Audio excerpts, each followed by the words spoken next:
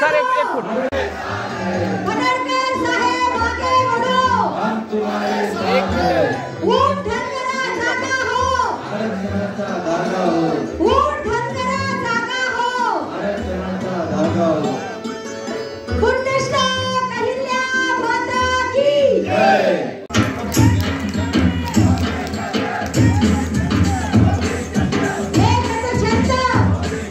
लोकांना असं वाटतंय अभी कुछ तो होने वाला है, अभी कुछ तो बड़ा होने वाला है. लोकांना वाटतंय, समाजाला वाटतंय, परंतु प्रचंड आरक्षणाचा विषय काढला की लोक म्हणायचे अरे हा विषय काही बोलू नका. अनेक सत्ता आल्या, प्रत्येक पक्षाने राज्य केले या 75 वर्षात, पण धनगर समाजाला या आरक्षणापासून वंचित ठेवलं. त्याच्या विकासाचे सगळे मार्ग बंद केले. हे तुमचं आणि आमचं दुर्भाग्य आहे. परंतु आमची पण काही जबाबदारी आहे की नाही. आम्ही सगळ्यांनी मिळून या महाराष्ट्रामध्ये महाराष्ट्र पेटवलं पाहिजे. त्यांच्या बरोबर त्यांनी आज धुरा घेतली आहे. परवाचा त्यांचं मी हे काम करत असताना हे अतिशय जटिल काम आहे. जादू नाही आहे, चमत्कार नाही आहे की आपल्याला हा प्रश्न सोडवला आणि लगेच मिळून जाईल. गेले 75 वर्ष अनेकांनी आंदोलनं केले, अनेकांनी मोर्चे काढले आणि गेल्या 75 वर्षामध्ये आमच्या अनेक पिढ्या याच्यामध्ये संपल्या, परंतु आज पण आम्हाला आरक्षण मिळालं नाही. मित्रांनो, सर्व मान्यवर आणि तुम्ही सर्वजण जरा गडबड आहे. मला शेवटची सभा नांदेडला आहे, धर्माबादला, त्यामुळं बाकीच्या मान्यवरांची नावं जर राहिली असतील चुकून तर दिलगिरी व्यक्त करतो. मित्रांनो, जागर यात्रेचं आयोजन काय या महाराष्ट्रामध्ये धनगर समाजाच्या आरक्षणाची अंमलबजावणी झाली पाहिजे यासाठी आपण सगळेजण ताकदीनं महाराष्ट्रामध्ये जागर यात्रेचं आयोजन केलेलं आहे. आणि तुमच्या लक्षात असेल की गेल्या काही वर्षांपासून धनगर समाजाच्या एसटी आरक्षणाची अंमलबजावणी झाली पाहिजे ही आपल्या सगळ्या लोकांची मागणी आहे. आणि त्या टप्प्यामध्ये अनेक नेतृत्वाने आपल्या या लढ्याचं नेतृत्व केलं. काही अंशी आपल्याला म्हणजे बऱ्याच अंशी एसटी अंमलबजावणीच्या बाबतीमध्ये जे अपेक्षित आहे ते यश मिळालं नाही. पण अखेरचा लढा धनगर आरक्षणाचा आपण जेव्हा उभा केला तेव्हा पहिल्यांदा राज्य सरकारला कागदोपत्री जे राज्यामध्ये कशा पद्धतीने अन्याय होतोय ते कागदोपत्री आपण सरकारला सांगितलं की धनगर राज्यात अस्तित्वात नाहीत, आहेत ते धनगर आहेत आणि तुम्ही आम्हाला या राज्यामध्ये एसटी आरक्षणाची अंमलबजावणी करा. राज्य सरकारनं तेव्हा लिहून दिलं. आता आपल्या अगोदर सोनवणे साहेबांनी सांगितलं की धनगर राज्यात अस्तित्वात नाही असं शपथपत्र पहिल्यांदा सरकारनं कोर्टामध्ये घालून दिलं. आज मला इथंच पत्रकार मित्रांनी विचारलं की आदिवासी जमातीचा विरोध आहे. आदिवासी जमातीचा विरोध नाही आहे. या राज्यामध्ये 47 जमाती आदिवासी ज्या आहेत त्यापैकी 12 जमाती या आरक्षणाचा लाभ घेतात आणि राहिलेल्या जमातीला आरक्षण मिळत नाही. 90% लोकांना आदिवासी जमातीचा दाखलाच मिळालेला नाही. 10% लोक सत्तेमध्ये, 10% लोक शिक्षणातला, 10% लोक नोकरीतला वाटा घेत आहेत. आणि मग त्यांना वाटायला लागलं की आता काहीतरी गडबड गोपीचंद करायला लागलाय, समाज करायला लागलाय. तर आदिवासी जमातीचा विरोध धनगर समाजाच्या आरक्षणाला नाही. ज्या आदिवासी जमातीच्या लोकांना एसटीचा दाखला मिळाला नाही त्यांच्यासाठी मी पुढच्या काही दिवसामध्ये त्यांचं संपर्क अभियान सुरू करतोय. आणि ज्यांना आदिवासीचा दाखला मिळाला नाही त्यांच्याही बाजूने महाराष्ट्रातला धनगर समाज ठामपणे त्यांच्या बाजूने उभा राहणार आहे. स्टेटमेंट देतोय, याच्याकडे तुम्ही लक्ष देऊ नका. आपलं हे कायद्याप्रमाणे आहे, आपल्या अंमलबजावणीची मागणी आहे आणि सरकारकडे आम्ही पाठपुरावा करतोय. प्लान ए न्यायालयीन लढाई 8 डिसेंबर, 11 डिसेंबर आणि 15 डिसेंबर हे न्यायालयानं अंतिम सुनावणीसाठी तारखा दिलेत. या 3 दिवसामध्ये कोर्टामध्ये धनगर केस शिवाय तिसरा कुठलाही विषय चालणार नाही. डिसेंबरच्या शेवटच्या आठवड्यामध्ये आपल्याला न्यायालयाकडून निकाल अपेक्षित आहे आणि विरोबाचा आशीर्वाद आहे, खंडोबाचा आशीर्वाद आहे. या महाराष्ट्रातल्या धनगरांच्या वरती गेल्या अनेक वर्षापासूनचा अन्याय आहे. त्यामुळे निश्चितपणे डिसेंबरच्या शेवटच्या आठवड्यामध्ये या महाराष्ट्रातल्या धनगर समाजाच्या बाजूने कोर्टातला निर्णय लागेल असा 1,00,000% विश्वास आपल्याला आहे. प्लान ए न्यायालयीन लढाई आणि म्हणून मी ठरवलं प्लान बी सुद्धा आपला तयार असला पाहिजे. राज्यातला धनगर समाज जागा झाला पाहिजे, कारण आपण झोपलो का जागाच होत नाही. आणि म्हणून महाराष्ट्रभर धनगर जागर यात्रेचं मी नियोजन केलंय. मी तालुक्याला जाणार आहे. टप्पा 1 आहे आपला हा 21 सभांचा. दुसरा टप्पा आपण दिवाळी नंतर करतोय. तर मी महाराष्ट्रभर सगळ्या ठिकाणी जातोय. मी तुम्हाला हात जोडून विनंती करतो की आता जागा राहिलं पाहिजे, आता एकत्रित आलं पाहिजे. आणि मी अरविंद भाऊचं, त्यांच्या सगळ्या सोनवणे साहेब सगळ्यांचं आभार व्यक्त करेन की गट तट पक्ष पार्ट्या सोडून तुम्ही सगळे एका झेंड्याखाली एकत्रित येण्याचं ठरवलंय. हीच भूमिका राज्याला आपल्याला घ्यायची आहे. राजकारणामध्ये तुम्ही कुठल्या पार्टीत आहे, कुठल्या पक्षात आहे, कुणाला मानताय हा दुय्यम भाग आहे, पण आरक्षणाचा विषय आपल्यासाठी हा अंतिम आहे. धनगर समाजाचं जर कल्याण करायचं असेल, राजकीय दृष्ट्या जर तुम्हाला पुढे यायचं असेल, शैक्षणिक दृष्ट्या प्रगती करायची असेल, आर्थिक दृष्ट्या जर सबळ व्हायचं असेल, गावगाड्यातल्या लोकांना योजना केंद्राच्या आणि राज्याच्या मिळवून घ्यायच्या असतील, तर एकच पर्याय आहे धनगर आरक्षण.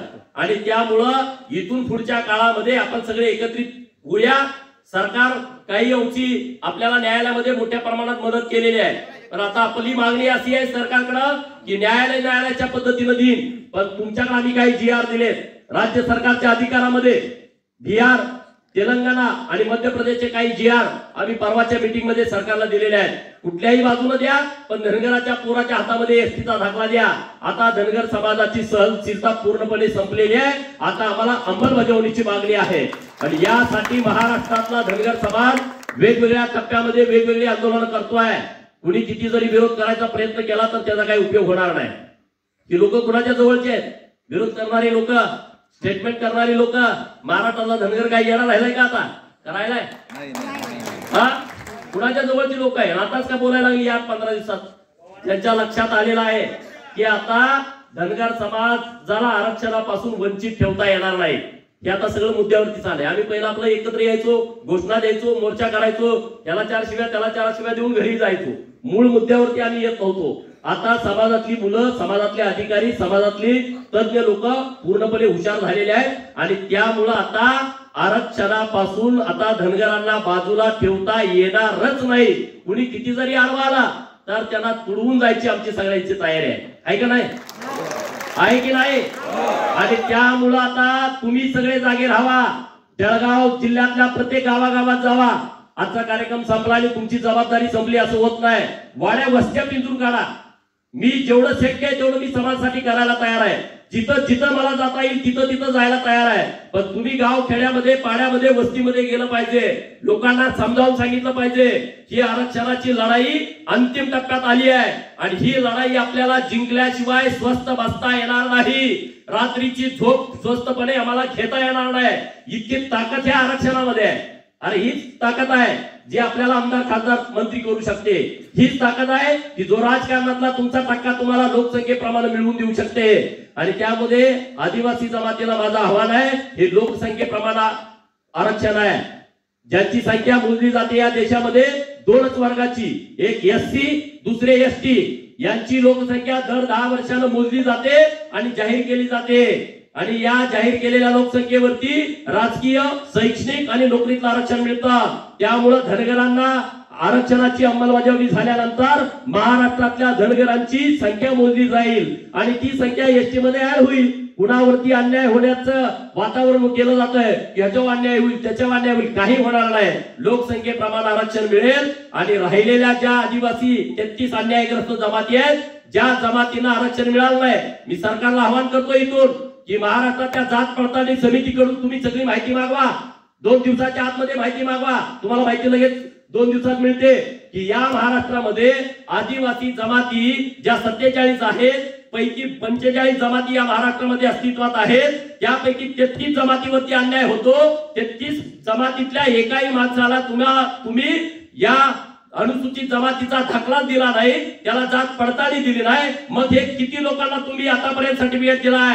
महाराष्ट्रातल्या सगळ्या जात पडताळणी समितीच्या माध्यमातून महाराष्ट्र सरकारनं माहिती मागून घ्यावी की किती सर्टिफिकेट ST ची आजपर्यंत तुम्ही या महाराष्ट्रातल्या लोकांना दिली आहेत. 1,05,00,000 आदिवासींची संख्या 2011च्या जनगणनेत आहे आणि मी दाव्यानं सांगतो 5 लाखाच्या वर एसटीचे दाखले आदिवासी जमातीला दिले गेले नाहीत. किती? 5 लाखाच्या वर. 1,05,00,000 कुठं आणि 5 लाख आदिवासींची संख्या कुठं? म्हणजे कोण कुणावरती अन्याय करताय? की 10% लोक जी आमदार खासदारकीवरती बसलेत, ठाण मांडून बसलेत, 1,05,00,000 लोकांच्या लोकसंख्येवरती तुम्ही आमदारकी घेता, तुम्ही खासदारकी घेता आणि त्याच लोकांच्या वरती त्या मंत्रालयात बसून अन्याय करता. हे खपवून घेतलं जाणार नाही. गोपीचंद पडळकर आणि महाराष्ट्रातला धनगर समाज या 33 आदिवासी अन्यायग्रस्त जमातीच्या बरोबर आहे. त्यांच्या बरोबर आम्ही आहोत. त्यांना सुद्धा आम्ही आरक्षण मिळवून देऊ आणि आमचंही आरक्षण मिळवून घेऊ. या 33 आदिवासी जमातीचा धनगर आरक्षणाला पाठिंबा आहे मित्रांनो.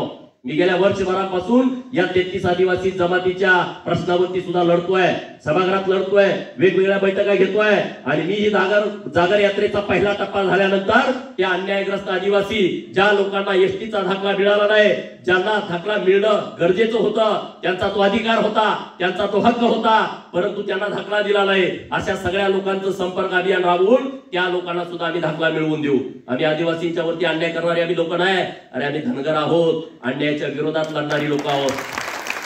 आमची भावना नाही कुणावरती अन्याय करायची. अरे एका गरीब मागासवर्गीय मुलीवरती अन्याय करणारा नराधम जेव्हा पुढे आला तेव्हा मेंढ्या राखणारा बापू बिरू हातात कुऱ्हाड घेऊन पुढे आला. काय त्याच्यावरती अन्याय झाला नव्हता? बापू बिरूवरती गावात एका गरीबावरती अन्याय झाला म्हणून बापू बिरूने हातामध्ये कुऱ्हाड घेतली. त्याच कुऱ्हाडीची जागा परत बंदुकीने घेतली. 20-25 वर्ष त्यांची उसाच्या फाडामध्ये गेली. यासाठी अन्यायाच्या विरोधात लढण्यासाठी. ही काय मी मागची पुराणातली गोष्ट सांगत नाही, करत नाही, पण आतापर्यंत आमच्यावरती अन्याय झाला तो अन्याय आम्ही आता खपवून घेणार नाही आहे. त्यासाठी तुम्ही सगळेजण लढायला तयार राहावा. लोक म्हणते त्यानं जागर यात्रा का काढली आहे? एका बाजूला न्यायालयात प्रलंबित केस आहे म्हणतोय आणि दुसऱ्या बाजूला लोकांना म्हणतोय की जागर यात्रा काढा. आम्ही प्लान ए आणि प्लान बी दोन्ही आम्ही तयार केलाय. कुणी आता हे लोकांना माहित आहे धनगर सारे एक झाले तर राजकारण करणं अवघड जातं. धनगर सारे एक झाले आमदार खासदार होणं अवघड होईल आणि म्हणून मी तुम्हाला हात जोडून विनंती करतोय. मी सांगतोय त्या पद्धतीनं थोडे दिवस चाला. एक दिवस महाराष्ट्रातली तुम्ही राजकर्ती जमात म्हणून तुम्ही पुढे याल. इतकी ताकद तुमच्यामध्ये आहे, इतकी शक्ती तुमच्यामध्ये आहे, इतकी पॉवर तुमच्यामध्ये आहे. अरे 1990ला एसटी मिळाला असता तर या आम्हाला धनगर समाजाची जागर यात्रा काढायची गरज पडली नसते. का तुम्ही एसटीच्या बदल्यात जे संविधानिक नाही, जे कायद्यात नाही ते तुम्ही एनटीचं आरक्षण आम्हाला दिला. त्या एनटीने आम्हाला काय मिळाला? अरे 5 पक्वानाचं ताक तुम्ही पुढे ठेवलाय आणि आमचे हात बांधून ठेवले. आमची संख्या किती आहे? आम्हाला आरक्षण किती मिळतंय? आमचे अधिकारी किती झाले? आमचे नोकरीमध्ये किती आम्हाला आरक्षण मिळाला? आमचे आमदार खासदार कुठे आहेत? आम्हाला जे अपेक्षित होतं राजकीय आरक्षण आम्हाला सगळ्यात महत्वाचं आहे ते आरक्षण आम्हाला मिळालं का? तुम्ही आम्हाला दिलं नाही आणि आज तुम्ही वेगवेगळ्या पद्धतीनं आदिवासी बांधवांना पुढे करून फितवताय. 90% लोक ज्या आदिवासींना सर्टिफिकेट मिळालं नाही त्या आदिवासींच्या मध्ये पवारांच्या नेतृत्वातले काही आदिवासी फॉलोअर्स संभ्रम निर्माण करण्याचा प्रयत्न करतायत. पण मी त्या सगळ्यांना सांगतो आम्ही तुम्हा सगळ्यांना आता पुरून उरणार आहोत. एवढंच या निमित्तानं बोलतो. 22 तारखेला आपला दसरा मेळावा आहे आरेवाडीला. सगळे ताकदीनं या. घरातली सगळी पोरं बाळा बाहेर पडणार आहे काय? नाही तुमच्याकडं पडाला. कधी शक्ती तुमची दिसणार? हे 2-3 महिने आपल्यासाठी अत्यंत महत्वाचे आहेत. मी जळगावकरांना विनंती करतोय 22 ऑक्टोबरच्या दसरा मेळाव्याला आरेवाडीला बायका पोरांसहित वडीलधारी मंडळी सहित सगळे नोकरदार, सगळे कष्टकरी, सगळे मेंढपाळ, सगळे आरेवाडीच्या दिशेनं या. तुम्ही या सरकारला सुद्धा कळू द्या की धनगरांची ताकद काय आहे. कुणी किती जरी विरोध केला तुम्ही आरक्षणाची अंमलबजावणी करा. हा सगळा धनगर आम्ही तुमच्या बाजूने उभा करतो. तुम्हाला कसली चिंता करायची गरज नाही. हे कधी कळाल? मी एकट्यानं बोलून कळत नाही. तुम्ही रस्त्यावरती आला पाहिजे, तुम्ही ताकद उभा केली पाहिजे आणि त्यासाठी 22 तारखेला आरेवाडीच्या दसरा मेळाव्याला तुम्ही या. मी तोपर्यंत 21 सभा करून आरेवाडीला येतो. एवढंच या निमित्तानं बोलतो. जय Hind. Hello guys, please like, comment and subscribe our channel.